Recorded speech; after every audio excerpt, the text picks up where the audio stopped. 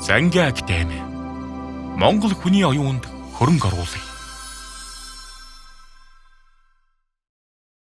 За одоо Premiere програм маань дүрс монтажлах тал дээр дэлхийд ер нь хамгийн номер 1-т нь ордог програм байгаа. За энэ маань 1991 оноос хойш хөгжүүлэгдээд өдийг хүртэл хөгжүүлэгдэх явцдаа 26 удаа апдейт хийгдсэн байна гэсэн. За энэ програм маань одоо ямар онцлогтой вэ гэж юм те. За энэ маань болохоор хамгийн өндөр одоо нэвтрүүлэлтийг авдаг гэж байна. За энэ маань болохоор 100000 цаг, 10240 цаг, 8192 цагийн одоо ийм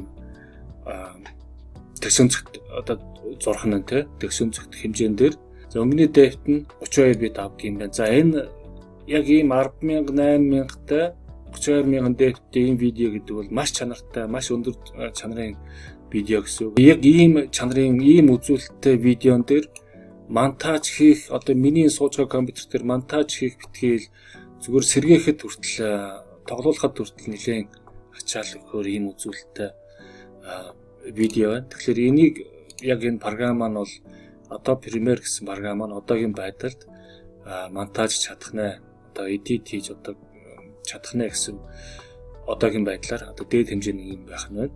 За одоо Premiere програм мэргэжлийн монтажийг хийж чадна. За тэгээд энэ мэргэжлийн гэдэг утгаараа ер нь бол програмынхаа үндсэн харагдах байдал те. За тэгээд маш олон тавчаар чимэглээд тэгж хүнийг ингэж айлгахаар одоо интерфейсээс эхлээд айлгахаар тийм биш. Энэ юу гэж юм гэхээр зүгээр энгийн хэрэглээ, мэргэжлийн хэрэглээ хоёрыг маш дунд нь ойртуулад хооронд нэг төхүүлж өгсөн. За айлч хэрэглэгч хараад ойлгоход амга төхөмтэй гэж ойлгож болно. За тэгэд бас нэг даваа тал байгаа. За энэ Adobe фирм маань болохоор Adobe Photoshop, Illustrator, After Effects гэдэг энэ програмуудыг хөгжүүлдэг. За тэгээд эдгээр бүгд програмууд маань Premiere дээр After Effects дээр өөрсдөө хоорондоо холдож чаддаг байна. Зангийн академи. Монгол хүний оюунд хөрөнгө оруулъя.